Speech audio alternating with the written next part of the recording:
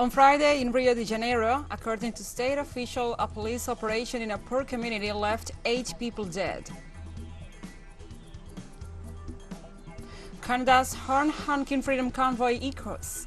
Paris police intercepted at least 500 vehicles attempting to enter the French capital on Saturday, in defiance of a police order to take part in protests against coronavirus restrictions. The U.S. government confirmed that it will send 3,000 additional soldiers to Poland amid the rising tensions around Ukraine.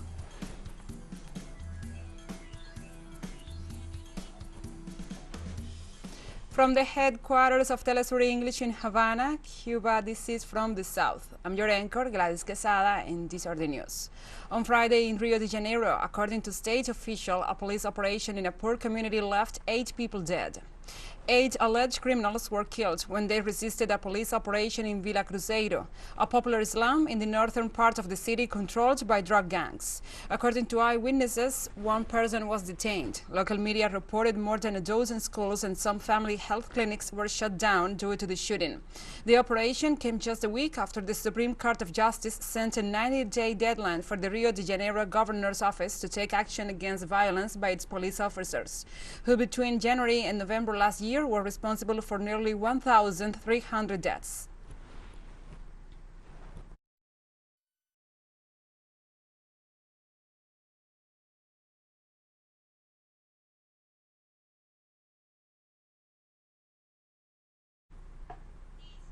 On Friday, the leader of the Workers' Party, Luis Inácio Lula da Silva, stressed the need for political force to recover its presidential functions in order to guarantee welfare and social stability in the South American country. On the 42nd anniversary of the foundation of the party, the also former president of Brazil referred to the struggle that the party has maintained since its foundation to overcome social inequality in the country, inflation, unemployment, as well as economic backwardness. The leader also expressed that, unfortunately, the Workers' Party reaches 42 years in a particularly sad moment in the history of Brazil, which denies all the conquests achieved in these years to the struggle. He called for unity as the only indispensable way to overcome the setbacks and manage to overcome the COVID-19 pandemic.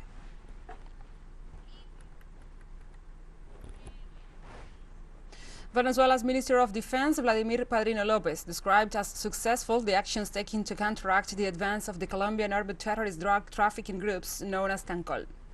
The high military official confirmed in a balance sheet that at least 9 individuals have been neutralized and other 50 arrested during the security operations against criminal groups in the border areas with Colombia.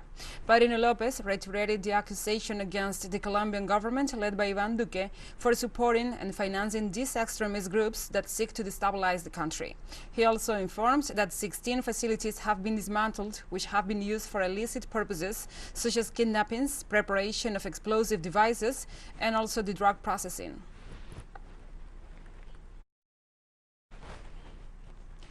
The Minister of Defense also reiterated the United States' involvement with the paramilitary groups that operates in Central America and other regions in the world.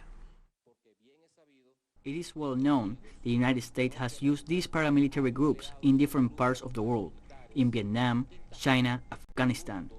It supported with drug trafficking the contrast against the National Sandinista revolution right here in Central America. Why not do it in Venezuela? So I want the people of Venezuela to understand the great spectrum of this phenomenon of drug trafficking that is not limited only and exclusively to trafficking. It is a geopolitical issue we have to pay attention to, that we have to pay a lot of attention to it. The Minister of Defense, Vladimir Padrino Lopez, also exposed data from international organizations explaining how much money gets laundered in Colombia and how that money permits the whole of the nation. According to DEA information, over $10,000 million are laundered in Colombia. This is DEA. Imagine the amount of money that runs into the national Colombian territory and how far it can get, and how to believe that it does not touch institutions, judges, president, the military, policemen, etc. It is deplorable, the situation in Colombia.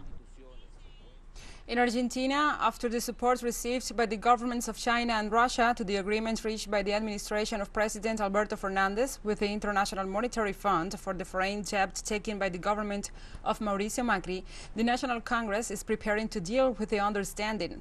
From Buenos Aires, our correspondent Carolina Silvestre with more details. Gabriela Cerruti confirmed that heads of state Vladimir Putin and Xi Jinping approved the path taken by Argentina to advance in the agreement with the International Monetary Fund. It was very important for all of us and for Argentina, both the visit to Russia and the visit to China. We are in a multilateral world that is now everyone understands this. Even the U.S. government understands it. Even the director of the International Monetary Fund, who has just met with stylists and said that this is the multilateral world we have to bet on. Diplomatic relations in the world are based on this new view of the multilateral world and without excluding anyone from international conversations and the research of our global economy that is a bit more equitable and just. At the press conference given by Cerruti at the Casa Rosada, she also informed that as soon as the agreement reaches the parliament, it will begin to be processed. She also acknowledged the differences within the ruling party. Regarding the conversations between the president, the vice president, the deputy Máximo Kirchner, the president of the chamber Sergio Massa, there are conversations that take place on a regular basis and with all the ministers. And they are part of the usual debate within a government coalition that sometimes has differences and different views on some points, but that reaches deep understanding and in which everyone has a deep vocation for unity.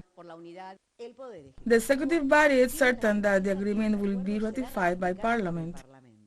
We believe in the word of the President of the Chamber of Deputies, who just said last night that it would be approved without major difficulty, and the tools are the tools that are used in any legislative debate. The debate, the persuasion, the reasoning to try to make us understand that in this world, the agreement we have reached with the International Monetary Fund is the best possible agreement, as recognized by international governments and even by those who are in very different ideological political situations from us. For its part, Macri's party, or the political force that acquired the debt that Argentina is currently negotiating with the fund for $45 billion, has not yet defined whether it will support the agreement with the financing organization. If we do not implement a new agreement on the debt contracted by the previous government, we would have to pay $18 billion this year because the Macri agreement is still in force, which means that all these projects that have to do with incentivizing, with giving up tax collection, with promoting investment, with subsidizing rates, would be delayed because the Argentine state would have to pay $18 billion coming due on the debt contracted by Macri. With the open-ended outcome of the congressional vote, the investments announced by Russia and China and possible financing become more relevant. Carolina Silvestre, teleSUR, Buenos Aires. Thank you, Carolina, for this report, and we'll take a short break now. Join us again after this.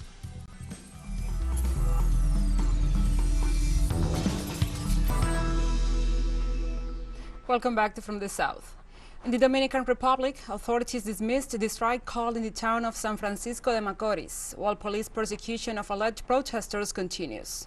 The event occurs after social movements blocked public highways and called for a 48-hour strike in the municipality of San Francisco de Macorís, Duarte province, to denounce the sharp increase in the family basket in fuels.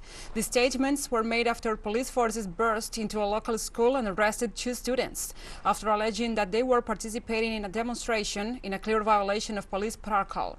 In this context, various social sectors denounced the repressive practices of the government of Luis Abinader.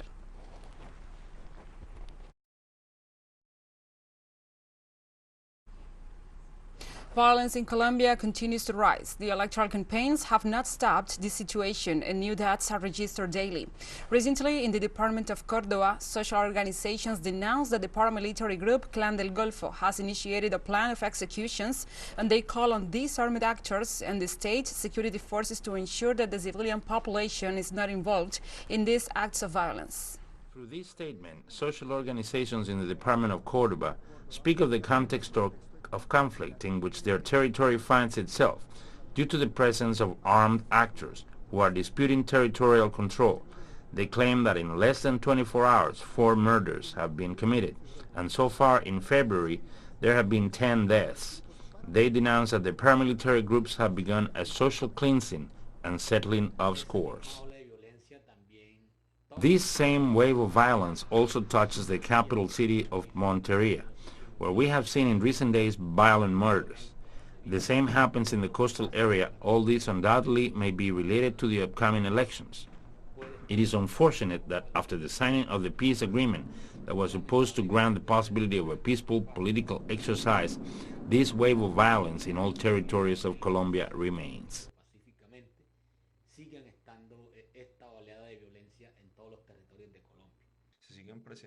Different scenarios of selective murders of social leaders and human rights defenders continue to occur. It is a scenario that the national government does not want to pay attention to or solve this problem. The most recent incident, denounced by human rights organizations in this department, was an attack against a police patrol on February the 10th in the village of Las Claritas, Corregimiento de San Juan, municipality of Puerto Libertador in Córdoba. This act, according to authorities, left 6 policemen wounded, 2 of them seriously. According to the authorities, this act was perpetrated by the Clan del Golfo in a context which, according to social organizations, has been aggravated by the non-fulfillment of the peace agreement. We therefore urge the government to comply with the peace agreement and to protect civil society, especially the leaders of all the territories who today are actively participating in these territories and who are seeking the fulfillment of peace. In this context, and in the midst of an electoral environment, violence is perpetrated against various social sectors, such as the recent murder of another peace signatory on February the 6th in the municipality of Leticia, Amazonas, Carlos Fernando Ramos, who had also advanced his reincorporation process in the transitional training space, Oscar Mondragon. With him, so far in 2022 alone, 4 ex-combatants have already been killed. And since the signing of the peace agreement in 2016, there is a record of more than 300. Hernán Darío Tobar, teleSUR, Bogotá, Colombia.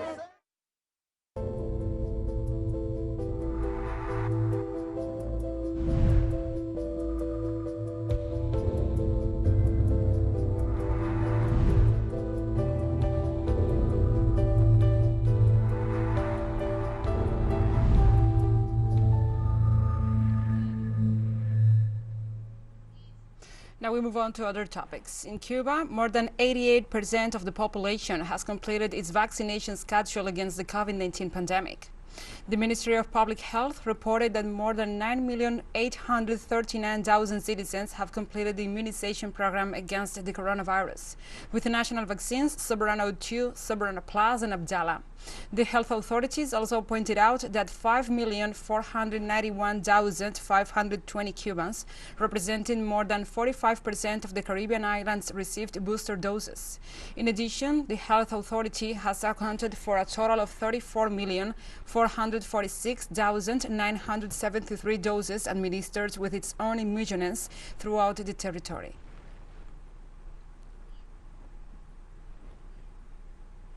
And Paris police intercepted at least 500 vehicles attempting to enter the French capital Saturday, in defiance of a police order to take part in protests against virus restrictions inspired by Canada's horn-honking Freedom Convoy. The police said on Twitter that several convoys were stopped from entering at key city arteries and over 200 motorists were handed tickets. Around 7,000 officers have been mobilized for the weekend protests. So far, the police blockade action has seemed effective. Waving French flags and shouting freedom, the protesters organized online, inspired in part by truckers who have blockaded Canada's capital and blocked border crossings. The French action has no single leader or goal and comes as months of protests against the French government vaccination rules have been waning.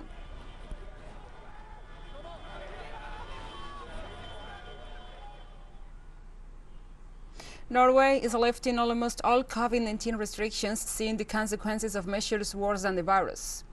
The measure comes despite Omicron infections spreading in the Nordic nation.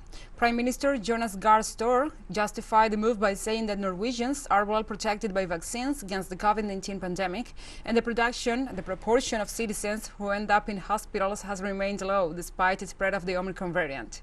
As of Saturday, Norwegians are no longer required to wear masks in crowded places, and the 2-meter distance rule is abolished.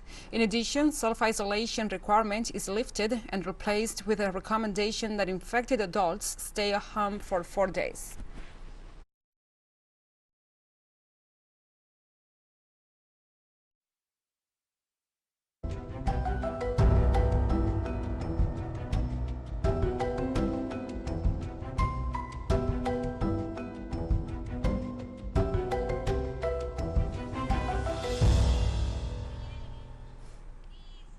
Now we address other issues. In Madagascar, the number of fatalities raised to 111 after the tropical cyclone Batsirai hit.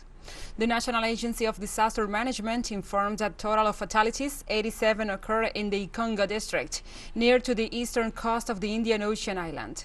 The authorities informed that 30,000 people stay in emergency shelter after the passage of the atmospheric phenomenon.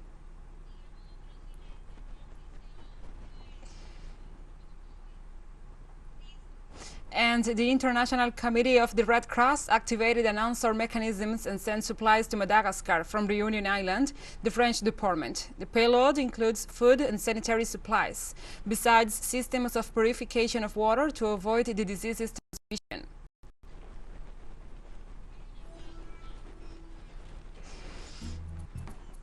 We'll take a short break now. Join us again after this.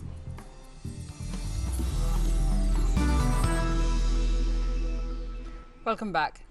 The U.S. government confirmed that will send 3,000 additional soldiers to Poland amid the rising tensions around Ukraine. The additional quota will join to the 1,700 U.S. soldiers that already are in the Polish territory. Washington said that the troops have placed due to the resumption and the presumption of an imminent Russian attack on Ukraine, despite non-existence of the reports that corroborate a military escalating. Kremlin has reaffirmed that it hasn't interest to invade a European country and said that the U.S. continues making media campaign to distract the attention of NATO's military expansion into Russian borders.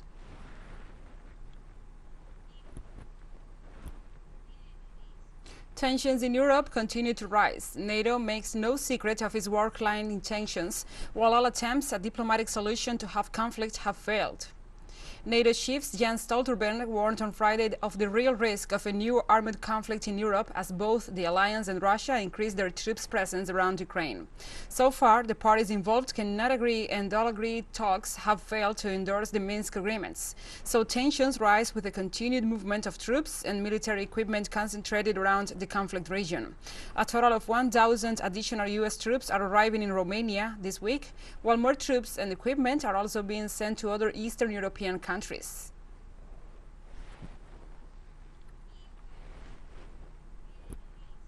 The President of the United States, Joe Biden, signed an executive order on Friday, invoking emergency powers to consolidate and freeze all $7 billion of the total assets the Afghan central bank kept in New York. The order was disguised as a way to split the Afghan frozen reserves between humanitarian efforts for the Afghan people and American victims of terrorism, including relatives of 9/11. The highly unusual set of moves is supposedly meant to address a tangled knot of legal, political, foreign policy and humanitarian problems stemming from the attacks and the end of the 20-year war in Afghanistan. Meanwhile, the economy of the South Asian country has been collapsing, leading to a mass starvation that is creating an enormous and destabilizing new wave of refugees and raising a clear need for extensive spending on humanitarian relief.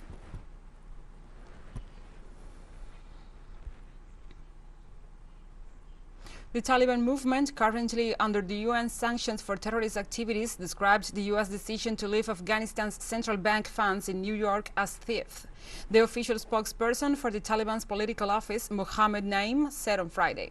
Before the Taliban came to power, $7 billion belonging to the Afghan central bank was stored in the U.S. city, and on Friday, U.S. President Joe Biden signed a decree that these funds will be deposited in an account in New York and divided equally between 9/11 victims and humanitarian aid for Afghanistan.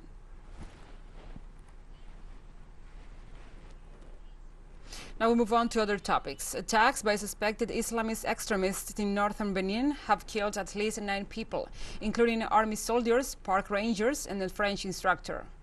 A government spokesperson confirmed the information and said that a dozen people were injured, as well as in the ambush that occurred on Tuesday, which included explosions from improvised landmines on a patrol on park ranges in the north of the national park near the borders of neighboring Burkina Faso and Niger. The Rangers were part of an anti-poaching patrol working with African Parks, an international organization that manages several parks on the continent, including the W National Park. Reinforcements from the Benin Armed Forces have been deployed to the area, and African Parks is working with the government to secure its staff and the surrounding civilian communities. And we have come to the end of this news brief. But remember, you can find this and many other stories on our website at telesurenglish.net. And also, if you feel so inclined, please join us on social media for all the latest news. We are on Facebook, Twitter, Instagram, and Telegram. For Telesur English, I'm Gladys Quesada. Thank you for watching.